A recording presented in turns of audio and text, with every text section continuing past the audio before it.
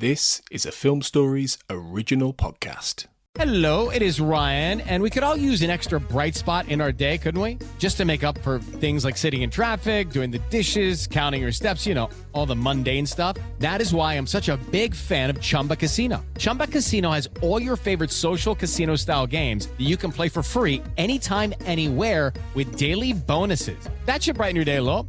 Actually, a lot. So sign up now at ChumbaCasino.com. That's ChumbaCasino.com. No purchase necessary. VGW Group. Void where prohibited by law. See terms and conditions. 18+. With Lucky Land Slots, you can get lucky just about anywhere. Dearly beloved, we are gathered here today to... Has anyone seen the bride and groom? Sorry, we're here. We were getting lucky in the limo and we lost track of time. No, Lucky Land Casino, with cash prizes that add up quicker than a guest registry. In that case, I pronounce you lucky. Play for free at LuckyLandSlots.com. Daily bonuses are waiting. No purchase necessary. Void where prohibited by law. 18+. Terms and conditions apply. See website for details. We made this.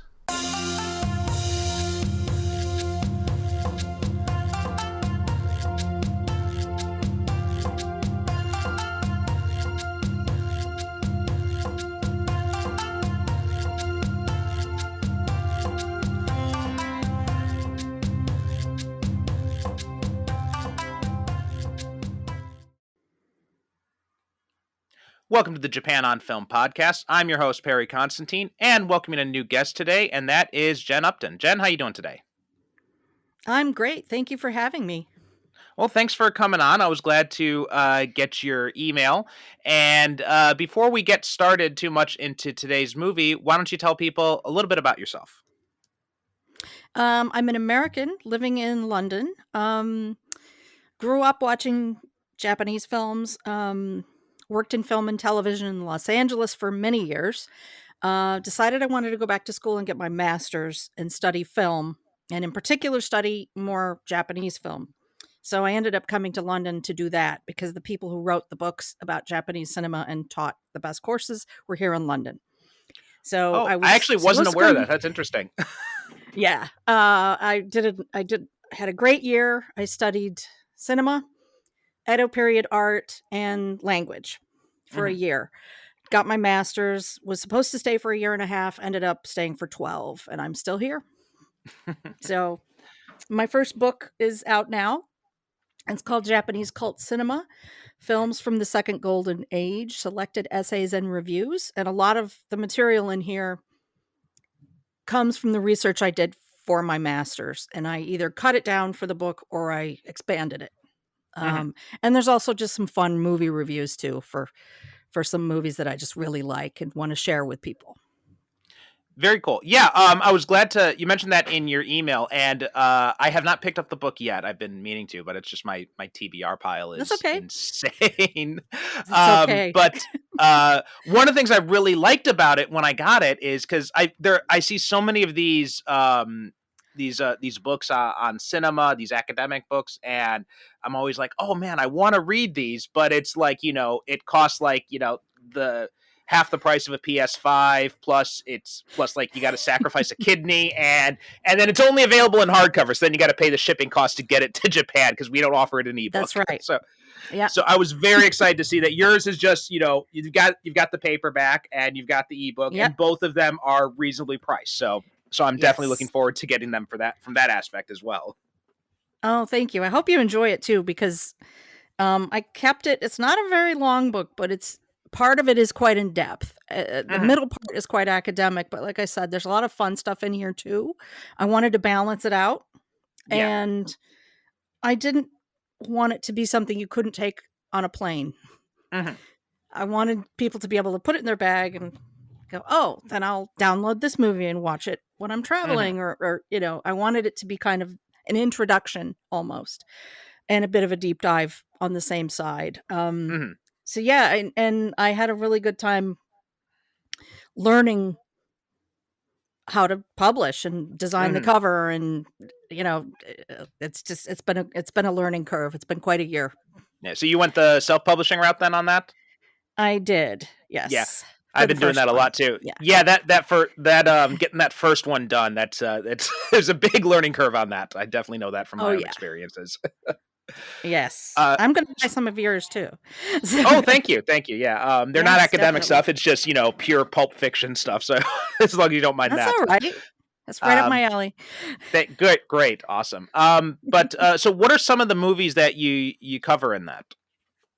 There's a whole section on J horror. Well, the book itself focuses primarily on what I call the second golden age, which is the Mhm. 90s to the early 2000s.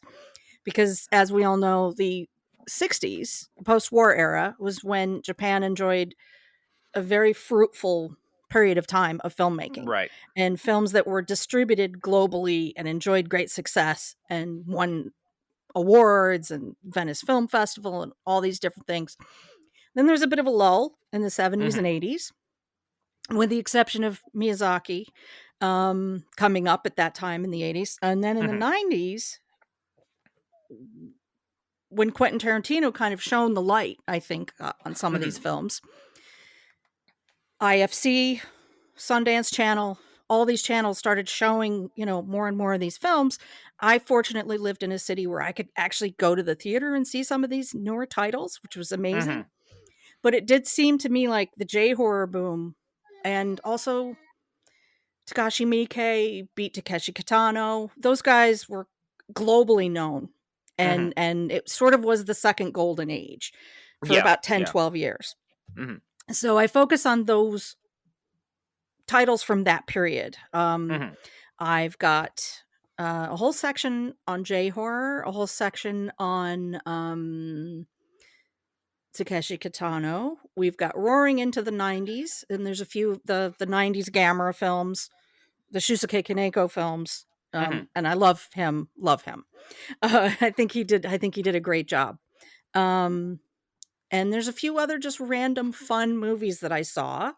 during that period that I felt don't get talked about enough. Mhm. So they're in here, and the piece de resistance is Kiyoshi Kurosawa's Cure, because that's the movie that made me want to learn more Mhm. and to dig deeper. And that's the film that probably gets the most ink in this book. Mhm. Uh, and I just was literally mesmerized when I saw that film, Mhm. as you should be. And that's the movie we're here to talk about. So Yeah, absolutely. And before we get into that, there are a few other things I wanted to kind of piggyback off of what you said there. I mean, the whole point about the late 90s, the 2000s, that period being kind of like this second golden age. I agree completely with that. I mean, in fact, mhm. just the other day I was talking about this in one of my classes because we were talking about kind of like the influence of South Korean pop culture and how that's come up Yeah. so massively in like the past 20 years. And one of my students brought up this topic because he was kind of curious because he's a university teacher and all of his students are always really into South Korean, K-pop or K-dramas. His wife loves, Korean dramas and K-pop music. And he was just kind of Mhm. wondering, he's like, well, what is it about this stuff that is so appealing? And I was kind of curious about that myself. And I kind of compared it to, and I've noticed kind of this trend. Maybe this might just be me, completely throwing stuff off of out at random, but you who's done actual more study about this than I am, I'd love to hear your take on this. But my kind of theory is that after and I kind of likened it to what happened in Japan because in '97, after the South Korean dictatorship ended, that was the end of like the military censorship, and so it's like all these filmmakers and all these musicians, they just had this surge of content because now they could finally talk about this stuff that they've been bottling up inside. And I kind of likened it to, I think that's kind of what happened in the 50s and the 60s with the first golden age of Japanese cinema, where under the imperial military dictatorship they couldn't talk about any of this stuff, and then under the American occupation it was the same type of censorship, it was just different things that you couldn't talk about. And then Correct. yeah, and then after that they just it was just this explosion of creativity. They could finally talk about all this stuff that had been bottled up during the war years. I 100% agree. I was just reading earlier today, getting ready for this podcast, um, the guy who directed The Host and Creepy, Boon Joon-ho from South Korea, Mm. his favorite movie is Cure. Oh, really? Okay. Yes. He said he thinks it's one of the greatest films ever made. And Mm. I mean, obviously I agree, but Obviously, I have definitely seen that they had their boom came slightly after the second golden age of Japanese cinema. The Korean stuff started to come in a little bit later, and it's still kind of going strong now Yeah, because yeah. Parasite won Best Picture. I mean, so Yeah, on I do another show about superhero movies, and we just recorded an episode on Psychokinesis, which is also directed by I can't remember his name, but he also directed Train to Busan, and yeah, obviously Train to Busan was great. yeah, Yeah. and Squid Game, took the entire world by storm when that came out on Netflix as well. Yes, that's true Um, too. Yeah. and it's and I think, and I liken a lot to what happened with the second golden age of Japanese movies too. I think there's definitely some societal factors in that as well, with Yeah. you're coming on the ends of the first lost decade and moving into the second lost decade, and all Yeah. the economic anxieties, and Japan kind of losing its status as the second largest economy and becoming overtaken by China, not only in terms of economic status, but also in terms of trading status and partnership. And it seems like, Japan kind of feels like it's, losing its way a little bit. And a lot of those kinds of anxieties and fears, they seem to be driving a lot of the content in the late 90s, early 2000s, I think. I totally agree. Yeah, and to a lesser degree, the last 10 years. I don't know if you saw Tokyo Sonata, Oh, I which is love also Tokyo Sonata. Yes. Yeah. yeah. So he's hitting that hard right there. The whole economic, unemployed dad pretending to go to work every day, and that's only 10 years old. That movie, 11 years Yeah, old. yeah. Well, yeah, a So lot of those. I noticed it was funny because I teach a class in movies, and one of my classes, we do a lot of Japanese movies. It used to be all Japanese movies, but students are actually more interested in American films, so we kind of expanded oh, the breadth of it. But yeah, one of the things that we talked about was kind of how, like, and I noticed how a lot of those movies from like the late 90s, early 2000s, a lot of the themes they talk about there, about like the family alienation and like the economic anxieties, all that kind of stuff, the gender discrepancies, all that kind of stuff. It's still happening today. It hasn't gone anywhere. yeah. It hasn't really changed, really, unfortunately. It's been like a Unfortunately, yes, yeah. 30-year slump.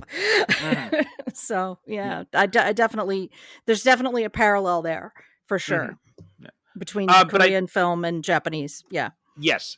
Now I want to go back a little bit and talk a little, like you said, you kind of grew up watching Japanese movies. So what was that situation like? Like, how did you get exposed to Japanese movies? What were kind of the first movies that introduced you to this? I don't want to say genre, but you know what I mean. Well, obviously, I mean, it's funny because we just passed Thanksgiving while we're recording this episode. In Thanksgiving on the East Coast, we had a TV channel called WOR, and they showed kaiju films for 24 hours. That was my introduction.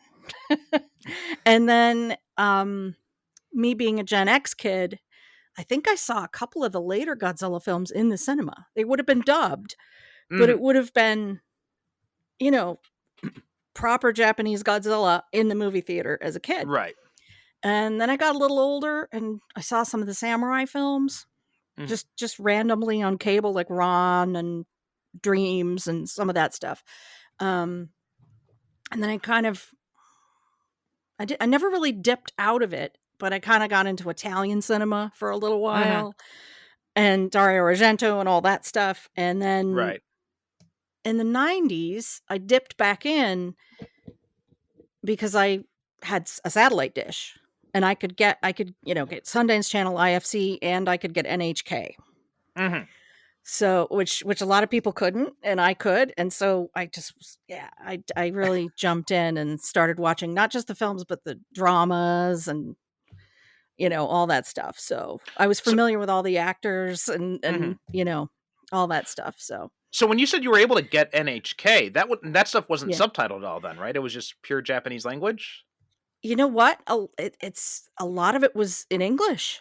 The Oh, really? feed Oh, that I okay. got was in English. Some of it Oh, okay. wasn't, but some of it did have subtitles, and then other Hmm. stuff was completely just in Japanese, and I kind of have to figure out, Hmm.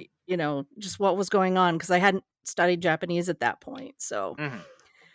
but yeah, I could watch all the sumo and all the dramas, and I think we also got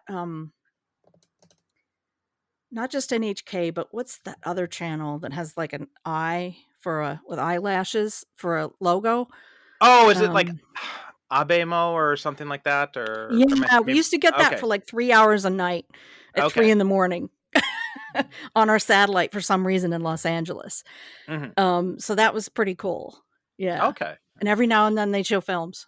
So, Hmm. Very cool. Awesome. So it was yeah. basically like kaiju kind of stuff, and then just kind of snowballed from there, basically. It kind of snowballed from there. But that's really all we had when I was a Yeah. kid was, Yeah. you know. So, Well, I mean, yeah, I came up I came up very fortunately in that time period. I was university age when that late 90s, early 2000s boom happened. So I was mhm. in the perfect spot because you had all these film distributors that were, buying up the rights to these Japanese movies. They were releasing them out on direct to DVD. Sometimes you'd get like Yep. a small theatrical release, and me growing up in the Chicago suburbs, it was very, you know, there was like this small art house theater. There are a bunch of these like small little art house theaters where you could go and you could see these movies. So I could go and I could see Gozu in the theater. I could see Oh, Versus. wow. I was able to see in the theater, and all this I other did kind of too. stuff. I did Yeah, too. Yeah. That was and fun. yeah, and so Yeah. it was very easy to see them back then. And then when I started, and it's funny, when I first came to Japan, my first thought was, because I came here in 2008, was like, oh, I could see all these movies now anytime I want. It's going to be so great. And then I found out that, well, no, none of them have subtitles when you get them here. That's true. Yeah. Like now it's not a problem because now I have now with digital technology I can get the subtitles whenever they don't have them, but Yeah. which is very frequently. But it's but back then, that was like the very start of it. There was like no way to get the subtitles. It was before streaming, and even like a lot of the streaming services here, like Hulu in Japan, they don't have any subtitles for any of the Japanese movies or anything like that. So and my Wow. Japanese is not good enough yet to where I don't need subtitles of some kind. It takes years, doesn't Yeah, it? It yeah, does. yeah, yeah. It takes a long time. It's funny because I studied for a year and I was barely at level 1, like just Hmm. struggling, like you know, with the reading and What? writing especially. Oh yeah, I've been here Yeah. 15 years, and just it was a lot easier in my first job because I had a lot of downtime at the office. I could study Japanese in my free time, but I would go out on the weekends and at night, and talk to people in town. But when you get in a relationship and you have kids, you don't care about going out and talking to random strangers anymore. And No. finding time to study is even more difficult when you've got two toddlers who are screaming for your attention. With Lucky Land Slots, you can get lucky just about anywhere. Dearly beloved, we are gathered here today to... Has anyone seen the bride and groom? Sorry, we're here. We were getting lucky in the limo and we lost track of time. No, Lucky Land Casino, with cash prizes that add up quicker than a guest registry. In that case, I pronounce you lucky. Play for free at LuckyLandSlots.com. Daily bonuses are waiting. No purchase necessary. Void where prohibited by law. 18+. Terms and conditions apply. See website for details. It's time for today's Lucky Land horoscope with Victoria Cash. Life's gotten mundane, so shake up the daily routine and be adventurous with a trip to Lucky Land. You know what they say, your chance to win starts with a spin. So go to LuckyLandSlots.com to play over 100 social casino-style games for free for your chance to redeem some serious prizes. Get lucky today at LuckyLandSlots.com. Available to players in the U.S., excluding Washington and Michigan. No purchase necessary. VGW Group. Void where prohibited by law. 18+. Terms and conditions apply. That's true. So we are talking today, like you mentioned, about Cure, and like this was actually the first time I had seen this movie. I'd never seen it before. Oh, I have, wow. yes, yeah, I have seen a bunch of other Kurosawa's other films though. I think Yeah. my first introduction to him was Pulse. I think that was the first Pulse. movie of his Most I people saw. saw Pulse Yeah, when it was released in the States. Yeah. yeah. I didn't see it in the theaters, but I did see it on DVD. It was also one of those instances where it seemed unique enough. It was part of that whole J-horror craze, and it was just very easy. Yep. Just like, okay, go up on eBay or whatever, and you buy these bootleg DVDs for like, $5-10. And that was how I built a lot of my early Japanese cinema collection. And that movie amazed me. Like it was so unique, even in, compared to other J-horror at the time. It was just like this completely different film. It's been so long since I've seen it, and it's probably been like 20 years since I've seen it. But like, I remember my memories of it was, I don't quite know what's happening here, but I'm very intrigued. Exactly. That's how I felt. I feel that way about a lot of his films, to be perfectly honest. And I think he does that deliberately. If you've ever seen him interviewed, the interviewers sometimes ask him, so what did you mean when this happens in this movie? And he'll just kind of get this sly little grin on his face and go, it's whatever you think it means. I think, if I'm not mistaken, I think David Lynch also has a similar kind of approach to it, which is why he doesn't do like commentaries or anything like that, because he wants the audience to be the one to kind of draw their own conclusions from it, which is both a blessing and a curse. I think it's cool that you want audiences to draw their own conclusions about it, but at the same time, I'm also curious about what you were thinking when you were making this too. Yes, 100%. And Pulse, a lot of his films are pretty bleak. It's not a happy, not a happy ending. No.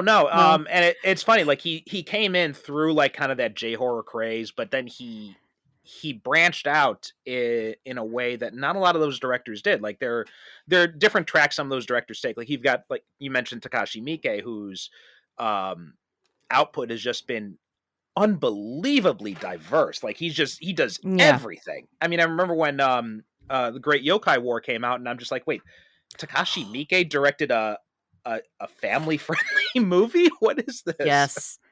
But he's just kind of like run the whole gamut of it. Whereas Kurosawa, he started off with these horror films, and then he branched out into doing these more serious dramas like Tokyo Sonata and that kind of stuff. And I've only seen I haven't seen a lot of his films. I've only seen a few. I've seen Tokyo Sonata, obviously. I've seen, this one now, Pulse, and I think it was called Retribution. It was another. Yeah. I recommend Charisma and Bright Future. Really liked Bright Future. That was really good.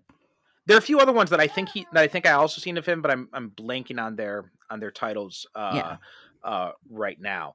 But one of the things that I really and also, like, Tokyo Sonata, going on to that whole idea of like, the bleak ending, that's very much in the same kind of vein. And he does these very interesting things where his movies, like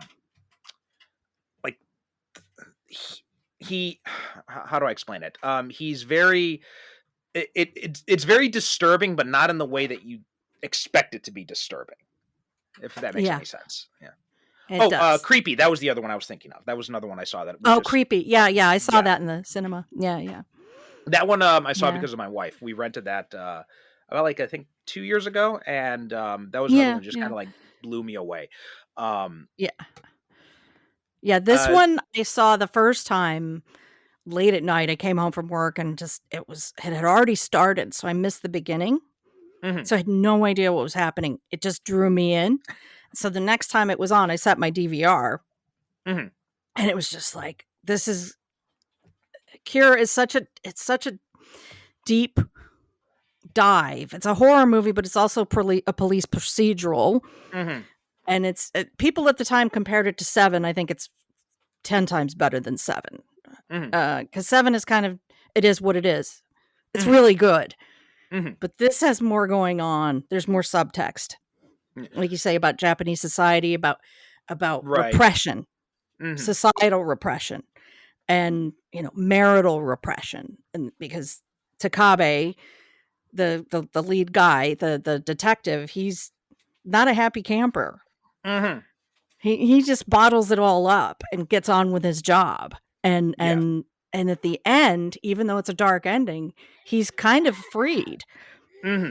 It's very much like Oh, I mean, I don't know. Are we doing spoilers? We can do spoilers. Yeah. I mean, people have come to expect that from this show because some of these movies, it's impossible to talk about them in depth without going into spoiler territory. So yeah, exactly. So basically, do you want to go? You can talk about the plot of Cure, and then we'll talk about the ending. Yeah. Well, so we we don't go too much into plot in general here, but basically, like you said, it's about these series of gruesome murders, and the plot really, I think, for this film, it's not as important as I think what Kurosawa is trying to say with what's happening in it. So, like, I mean, on the surface, it's just like you said, the plot. It's it's your basic thriller story, cop versus serial killer type of thing, where you've got this this guy who is using hypnosis to try and induce men to kill their wives, and Takabe gets roped into this. He's got his own problems, like you mentioned, with his wife, who is suffering from schizophrenia. She's been in and out of with doctors, and she's often wandering around town and getting lost, and kind of like the stress he's feeling dealing with that, but also the stress he's feeling at work and all this kind of stuff. And some of the things that really kind of jumped out to me that I'd like to talk about here are, some of the, let me bring up my notes here. There were some very big, like, this idea that Miyama, who is the killer in it, or, the one who's inducing the killers, Mamiya, sorry, mispronounced his name. Mamiya, yeah. But he's got this very misogynistic worldview, right? He makes this, he says at one point that women are lower than men or something along those lines. I can't remember the exact wording of it, but it was something along those lines. And you see that in like the types of victims he chooses, like this. The first one is this man who is in a hotel room with a prostitute, and he ends up smacking her with a pipe. And what was interesting about this, and this kind of goes to like this disturbing element of Kurosawa's movies, because it's not that it's a gruesome scene, like it's not done in a gruesome way. It's not filmed in a gruesome way. I mean, the act itself is horrifying, but also it's almost like this happy-go-lucky kind of soundtrack playing over the scene, which is really kind of adds this disturbing layer to it. Yeah. And I would also add to that, each of the killers, the induced killers, there's the natural elements are present in every one of the incidents. You have earth, air, fire, and water. So the one guy has the pipe with the water that bursts out, and then the female doctor has the water spilling out, and the other guy has a lighter, and then you hear wind in the empty building at the end of the film. So he's got all these things, and it's almost like he's saying the natural, what's the word? The natural position of a human being, the natural disposition, is to kill. The unrepressed id. Right. It's there, and Mamiya is just bringing it out. It's what you always wanted to do. You just couldn't do it before. Right. Yeah. So there's this very real sense of like, society kind of society doesn't matter type of in his approach to the world. And there's at one point, I want to talk too about, Takabe, who's played by Koji Yakusho, who, we were talking a little bit off mic before we started up, and I've mentioned many times on this show that, this guy has become one of my favorite actors since I started the show, because I've seen so many different movies, and a lot of times when I'm watching these movies, I'm just like, wait a minute, is that's the same guy who was in this and this and this and this. And I've kind of likened him to Gary Oldman in a way, because I almost don't recognize him in every single movie until like I go and check the credits, or like there's one moment in the film when I'm like, oh wait, there he is. I see him now. Yeah, I totally agree with you on that. Everything he's in, I love, because he's in it. Not just because he's in it, but even if it's like he did a movie with Kurosawa called Seance, which I was a little on the slow side, but I thought, but he was so good in it and elevated it. You know, he really is. He's a lot like Gary Oldman, and he was in Shall We Dance? I was going to mention that. It's one of my that's become one of my favorite movies. Like I just love that movie, and just like the first time I saw it, it's kind of like, oh, it's kind of cute and everything. It's kind of funny. But then when I watched it again, because I wanted to give my students something a little bit lighter after some of the more serious stuff we'd been watching, and so I picked that one up kind of out of the blue, and then I rewatched it again. I'm like, oh wait, no, there are a lot of layers to this movie that I never realized before. Yeah, exactly. Yeah. And I think, and a big part of that is down to his performance, and it is kind of amazing how he plays these completely different characters in all these different movies. Like if you look at something like World of Kaneko, which is like he's this very kind of like dark role, and then this one too, also this very kind of dark performance he does, but then compared to something like Shall We Dance, where he's this kind of somber, hopeless romantic type, and it's just like unbelievable the ways he seamlessly fits into all these different parts. Yeah, I totally agree. I need to see more of his films because I've only kind of seen the genre stuff. I haven't really explored as much as I should with him. There was one he has done. I do love him. Yeah, there was The Emperor in August. It was called. It was about like the surrender of Japan, and he plays a general in. I think it was a general who in that movie, and he does a really good job in that one as well. So that's another one I'd recommend.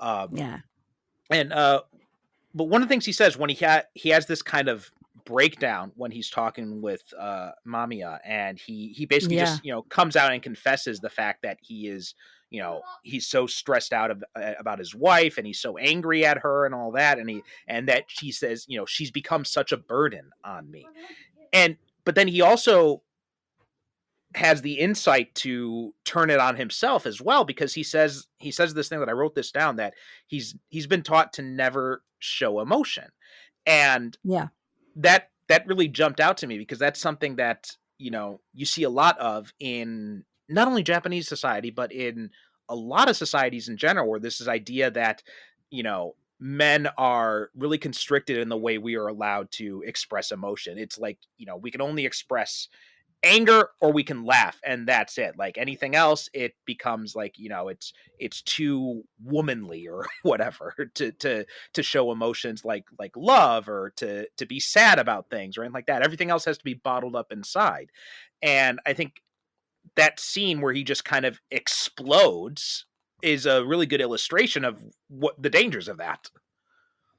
Yeah, completely. And it's like that scene's great too, because it's not just about him. It's about all the other people that have been induced into killing before him. Yeah. So before he connects with Mamiya, it's like, oh, but they never explain how Mamiya came to lose his own personality. They just show his bookshelf, and he's studied Mesmer, and he's a psychology student. He's done all these things, but he has no short-term.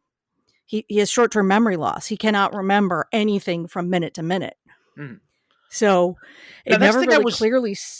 That's the thing I wasn't quite sure on. Like, what's your take on that? Because my take is that he was faking the short-term memory loss. But now that you mentioned that, I'm not sure. I was curious what you thought about how you interpreted that.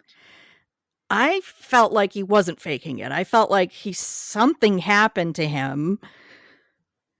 It's never really explicitly said that it's supernatural or not, but that something snapped when he was studying all this stuff, when he was learning hypnosis and all this.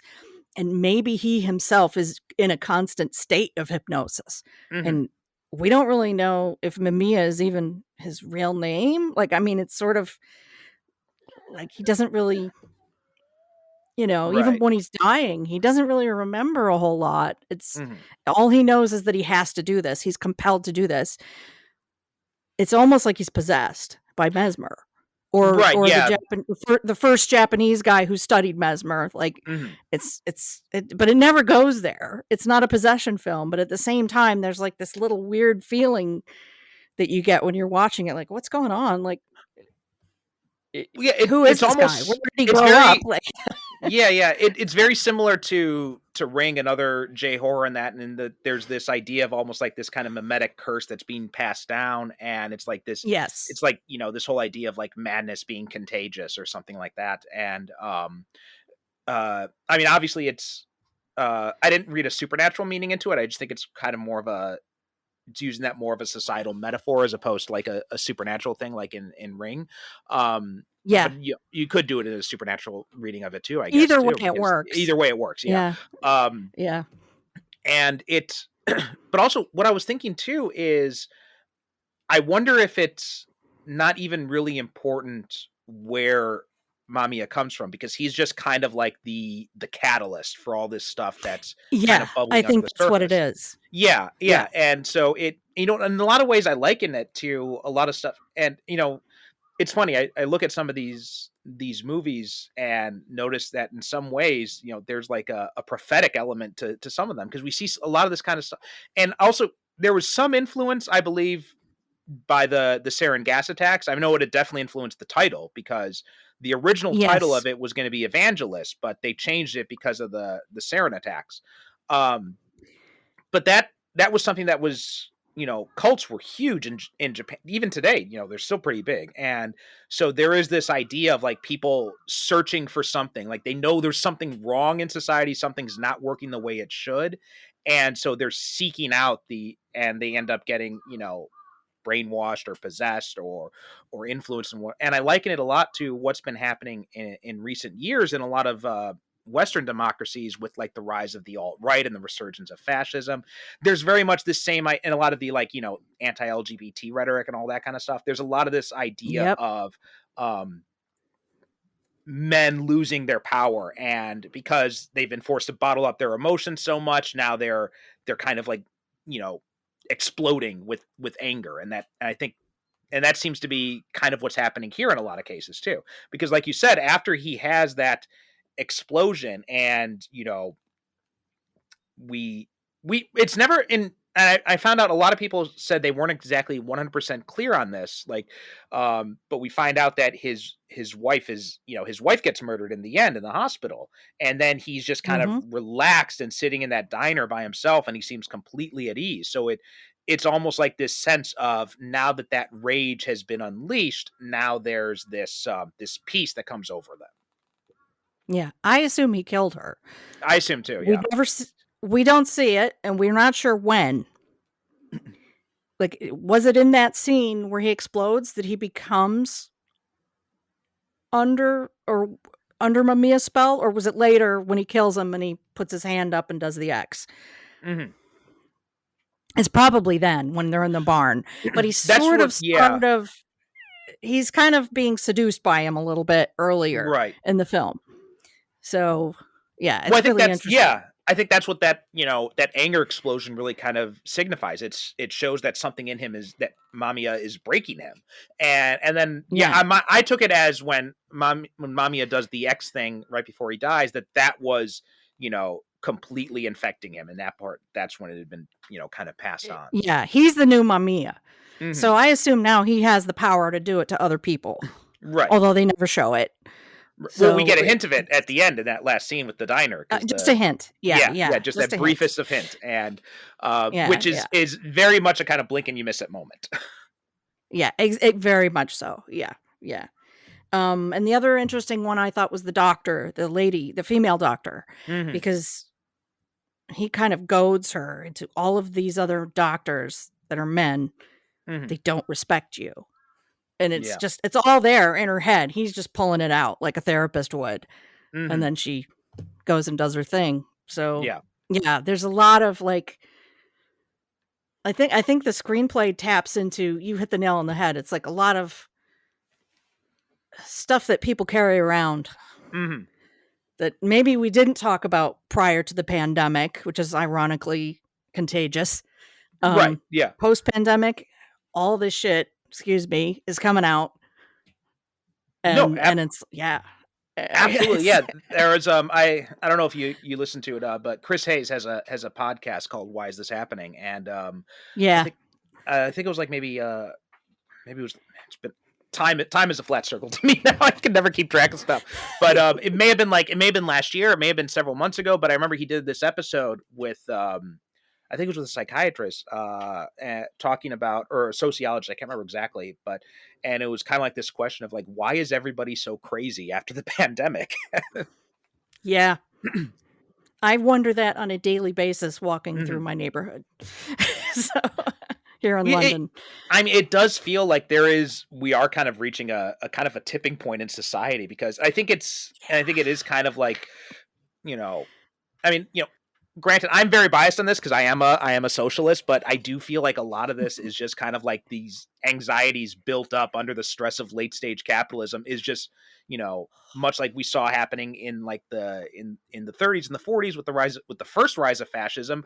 A lot of that kind of stuff is, that's come back now. We're like in the peak of like a second Gilded Age now, and it's very much 100%, those same kind of problems are still there. And now we're at this point where it is all just bubbling up, and people aren't able to recognize the causes. So they end up becoming, easy prey for people who are scapegoating it and saying like, oh, well, the problem is trans people, or it's women, or it's, it's whatever. And, or now, now it's, right back to the old canard of, it's the Jews doing everything. So it's like everything is coming back around. And I feel like there's a lot 100%. Of that in that. I feel like Kurosawa could make a movie now about social media being the vector for the spreading of the crazy and the disintegration of society. It's sort of like you said, Pulse was a bit prophetic. Cure was a bit prophetic. I've lost a couple of friends down the conspiracy theory rabbit hole. Yeah. And we just don't talk anymore. Yeah. And it's sad. But it's like, what happened? All of a sudden you turn around and you go, what happened to that person? And that's how you feel when you watch Cure. Like, what the hell happened? And even the people, after they commit the murder, they have no recollection of it and they don't know why they did it. Yeah. Yeah. It was deep in there and it just came out. Well, you see that happening with some of the people, like, from January 6th or something like that. Like, there's still some who, even after they've been arrested in prison, they still cling hard to it. But there are some people who have just kind of like come out of it, and it's almost like they're coming out of a fog, and they're just kind of like, I don't know what happened to me. And it's funny, you mentioned that he could do a film about social media. I mean, honestly, I think you could, if you just filmed some extra scenes from Pulse, you could release that pretty much intact, and it would completely make sense today. Completely. Yeah. I wonder if he's been interviewed about all this, like where we are now. I'd be incredibly curious to get his take on a lot of this stuff. Like, totally. Yeah. Every now and then I do know that there are some people in these circles who do listen to this show. So if by any chance anyone is listening to this, and if Kurosawa himself is listening to this, I would love to talk to him about this. So 100%. Yeah, definitely.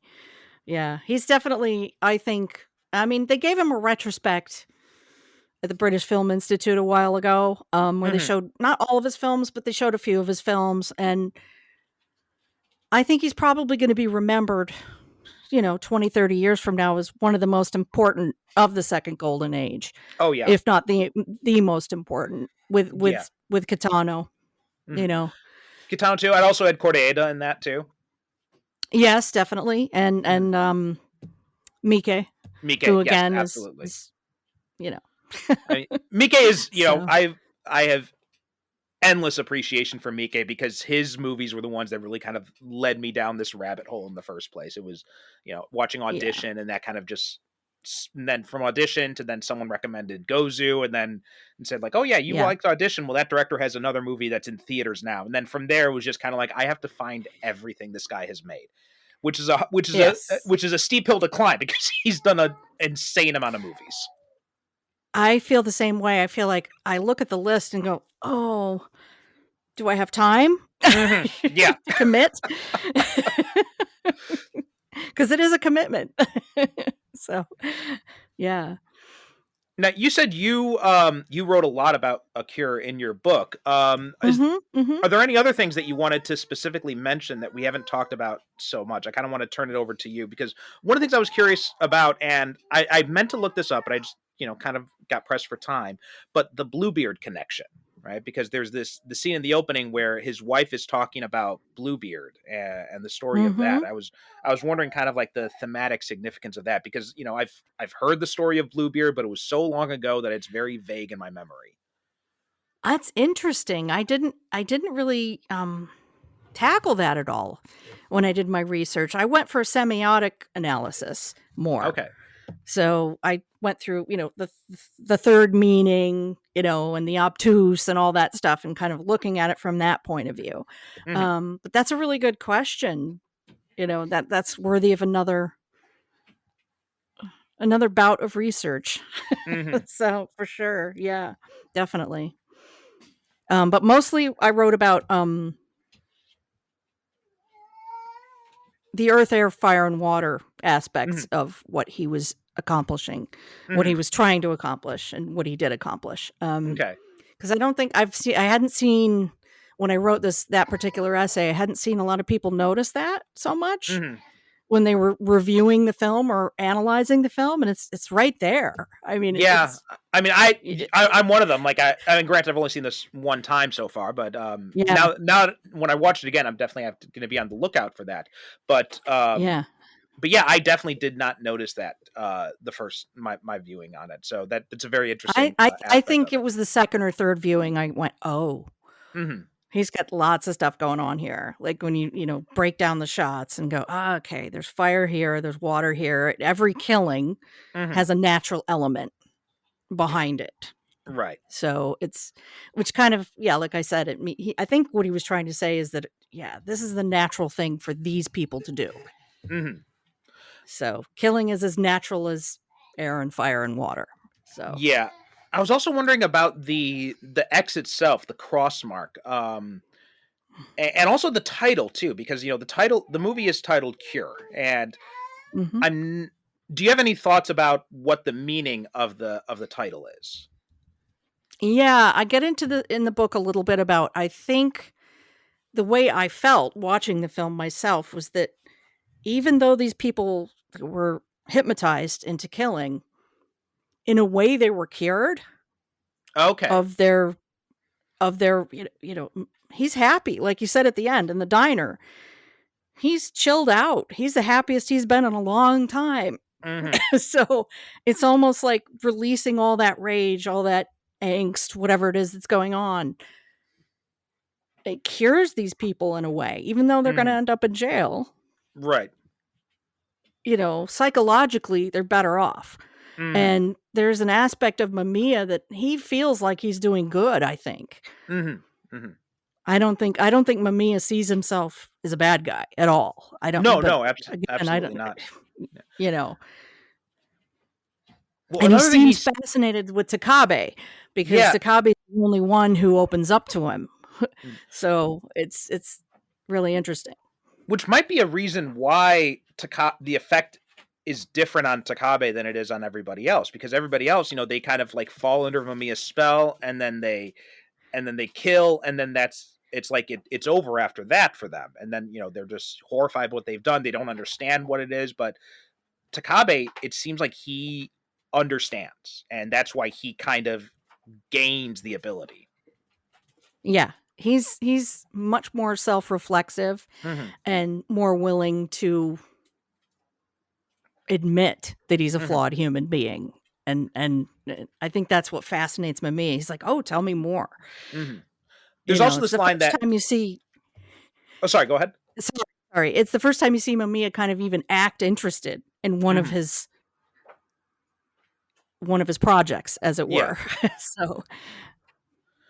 And one of the things that interested me is there's one line I wrote down here that Mamiya says, I'm pretty sure he says it's Takabe. He says, like, there is no real you.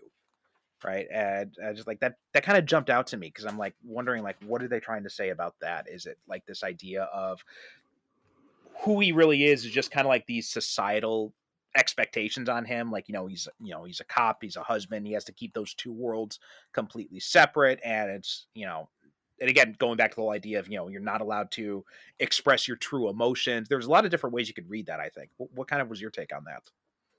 My take on that was, if it absolutely what you said, but also, like, if you were born in a different year, if you were born in 1873 in France, you would be a completely different you. You would still look like you, right? But you would be a completely different person. And so genetically, you're the same. Psychologically, we are formed by our environment to a great degree. And that includes the time period we're born, the place on earth we're born.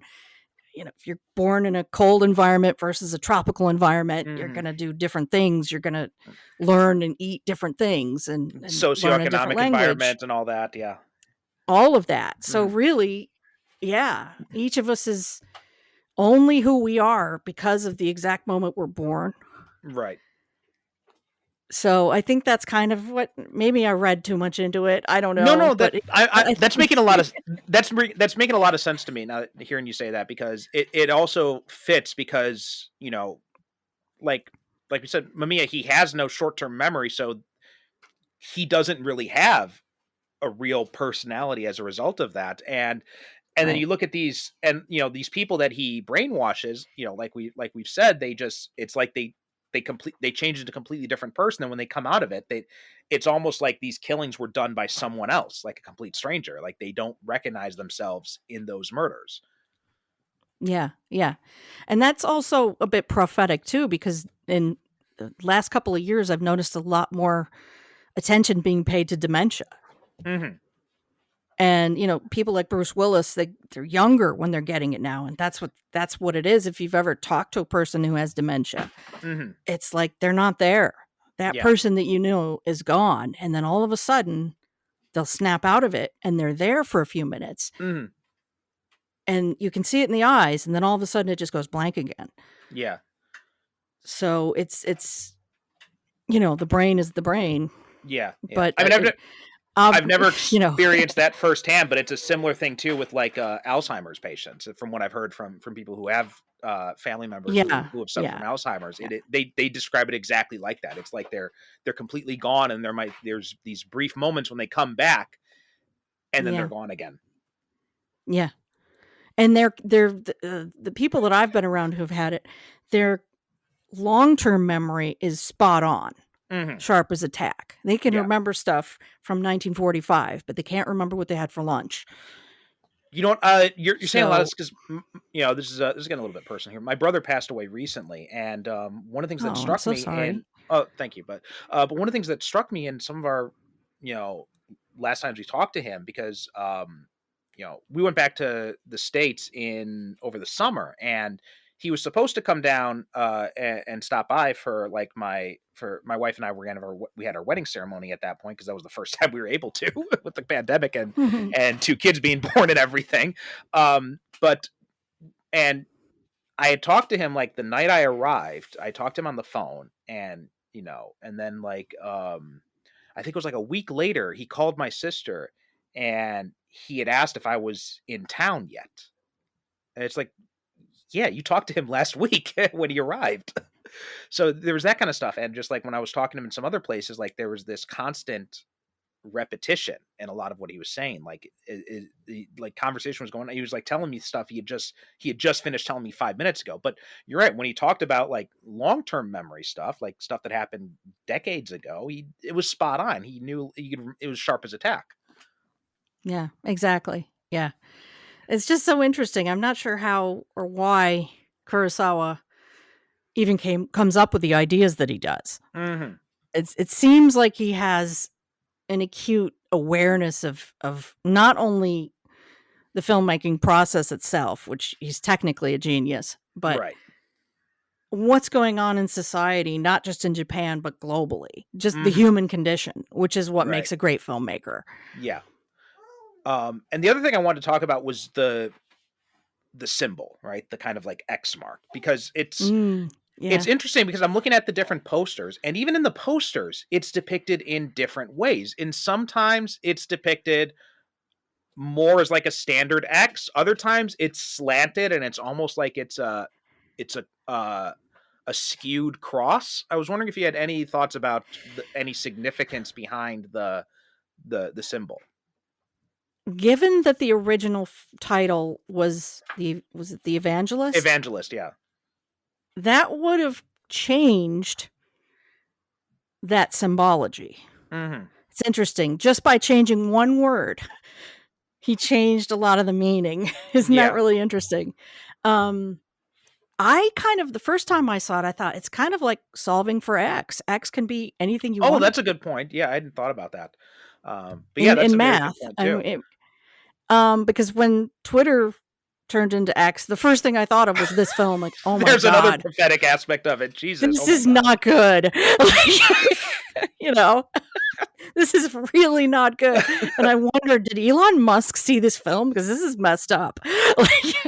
I do not you credit want it to be. Yeah, I do not credit that sociopath with having any sort of deep insight into that. I think he's just obsessed with the letter X. Yeah. Yeah, it's so, but honestly, it is literally solve for X. It's whatever you want it to be. That's a good point. Yeah. What I kept going back to was when I was in university, I had taken I ended up taking a class in medieval literature at one point, and then I also took a class in feminist literature, and it was the same professor, and she was kind of like and medieval literature was kind of like her specialty, and so even like the feminist class, we spent a lot of time on like a lot of feminist readings of medieval literature, and a lot of it, like, the stuff from like the church fathers and all this kind of stuff, it was unbelievably misogynistic shit. Oh yeah, and so I felt like watching this movie and seeing that symbol, it was bringing back a lot of memories of those discussions from that class and like that kind of. So I think yeah, if this movie was called Evangelist, I think that cross would have a completely different meaning as well. I agree with you on that. So I took it as being like, and the cross could be a stand-in for a lot of different things. It doesn't necessarily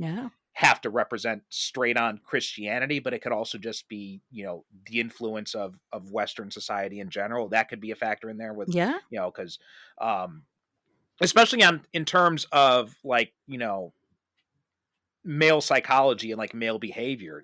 Western society has a massive influence on that in Japan, especially from like the Meiji era on, I think. Totally. Yeah. And the fact that Mamiya was studying and obsessed with Mesmer. Right. Yeah. So yeah, it's like Western influences coming, and then I guess if he wanted to call it the Evangelist, then Mamiya would be the spreader of this message, this I guess you could call it a message. Well, I mean, even, early psychology too, it had roots in very strong misogyny with Freud and all that kind of stuff, like blaming everything on your mother. So exactly. Yeah. I don't think it goes quite there, this film. But yeah, the female characters, there's only really two. I mean, there's the doctor and then there's Mrs. Takabe, and neither of them are very important characters. It's it's really all about Takabe. It is, yeah. So so and the fact that his wife has an illness makes her devoid of a personality. Her personality is that she's ill. Right. Well, and also too, like, historically speaking, the term hysteria came from the fact that, it was called, like, it was considered a woman's disease because, women,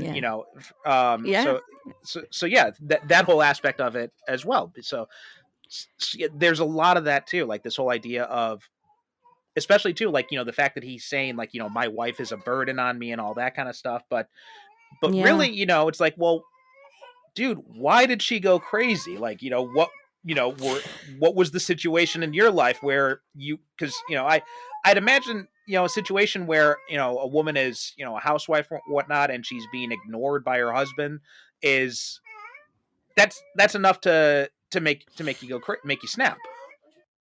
and to live under society's expectations of maybe she was educated and had a good job until she married Takabe and then gave it all up, which is that still happens. Common trend. Like as soon as a woman in Japan gets married, the first question they start asking her at work is like, when are you going to quit your job? Yeah. And they don't have children, so we don't really know her at all. We don't know who she was before, right? Or who they were as a couple. Well, I mean, there was that one scene, and I don't know. It was late at night, so I may have been misreading this, but wasn't she like listening to like language tapes or something at one point in the beginning? Yeah. And she obviously is well read. Mm-hmm. She seems to like literature, but other than that, you really don't know her. Like, where is she from? Is she from the same city? How did they meet? Right. Yeah. There's nothing. It's just all about her illness. Yeah. So. But there is that sense there that the knowledge of like Bluebeard and all that, and like listening to language tapes, that you are dealing with someone who does have an educated background of some kind. Yes. And then is this kind of sense of, which you see a lot in Japan, of like this, this woman goes through all this trouble of educating herself and all that, and now she's just sitting at home waiting for her husband to come home.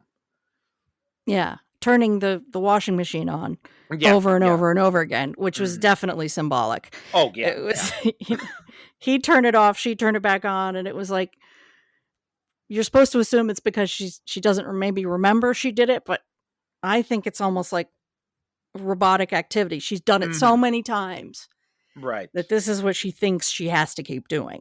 Yeah, absolutely. So, I mean, of all the characters, I have a lot of sympathy for Takabe, but for her, definitely, because she did not deserve to die. No. She needed to be hospitalized and treated.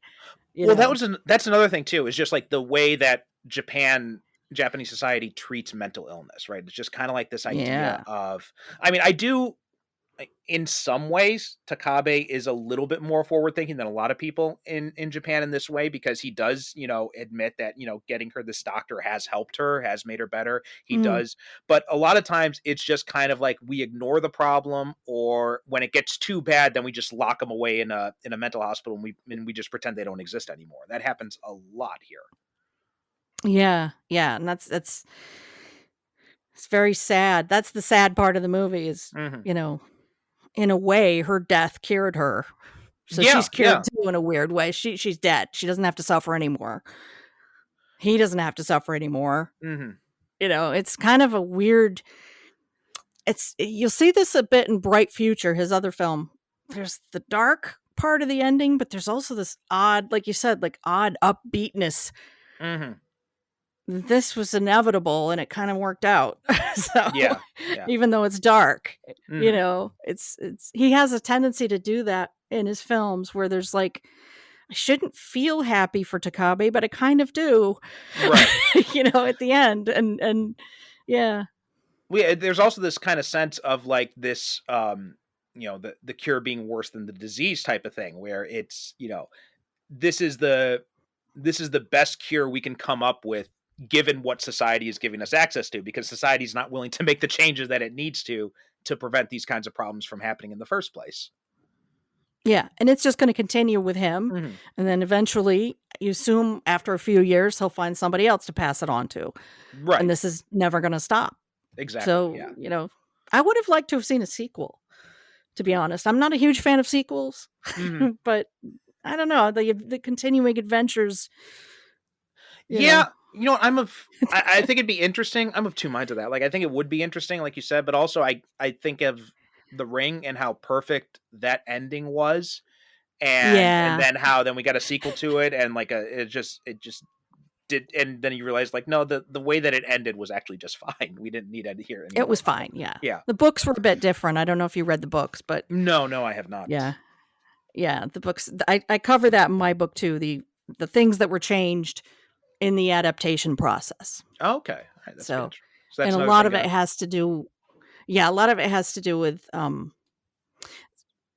not to get too deep into it, but a lot of what you're saying about feminist theory and stuff like that. It's the books and the movies are completely different. Oh, okay, that's in that respect. So you probably like the books if you read the books. Yeah, I'll have to check those out. I'll have to look into those. And I'll have to look into your book as well to get those readings on it. Because I did notice that there the was English translations.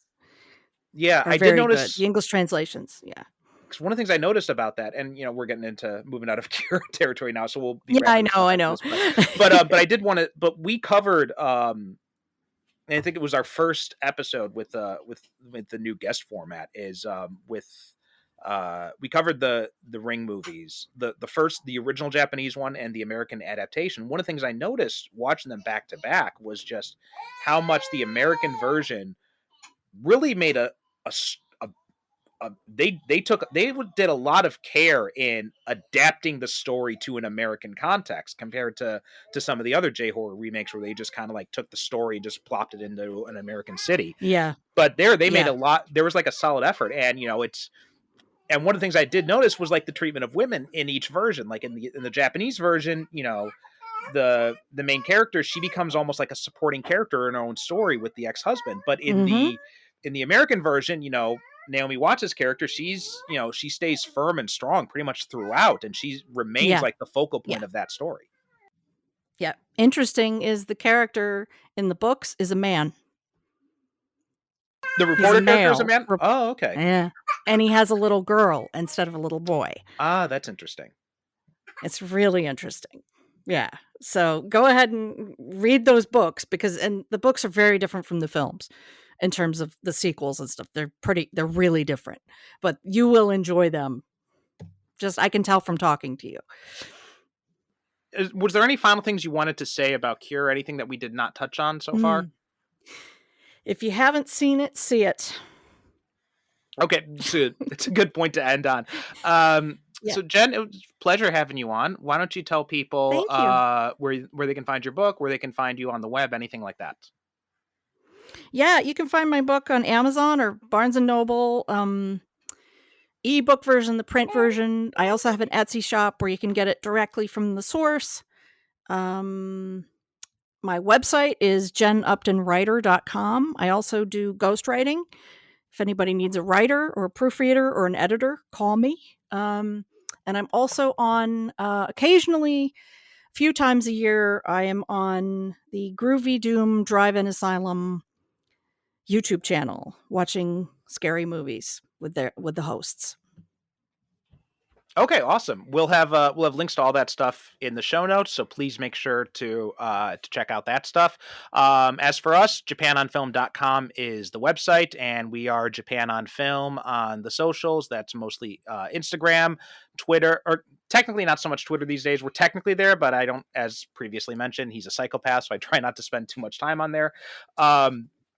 But Blue Sky, Threads on both of those under Japan on Film, so you can find us there. This show is also part of the We Made This network, so please, support them. Check out the other great shows on the network. And on a personal note, my comic book, Paragons of Earth, if you're interested in superheroes or public domain stuff, it should be out now by the time you're listening to this. And you can find that at crowdfunder.com/paragonscomic. That's crowdfunder, no E, in crowdfunder.com/paragonscomic. There'll also be a link to that in the show notes. Thanks so much for listening, and we'll talk to you next time. The Japan on Film podcast is produced by me, Perry Constantine, in conjunction with the We Made This podcast network.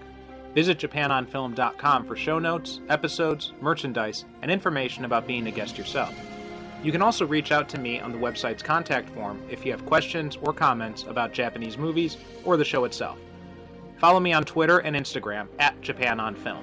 If you'd like to help support the show, you can donate at japanonfilm.com, wemadethisnetwork.com, or by leaving a review on Apple Podcasts, Spotify, or wherever you get your podcasts. You can find links with information about each guest and join the discussion on the We Made This Discord in the show notes of each episode. And now, listen to hear what's coming up next on the We Made This network.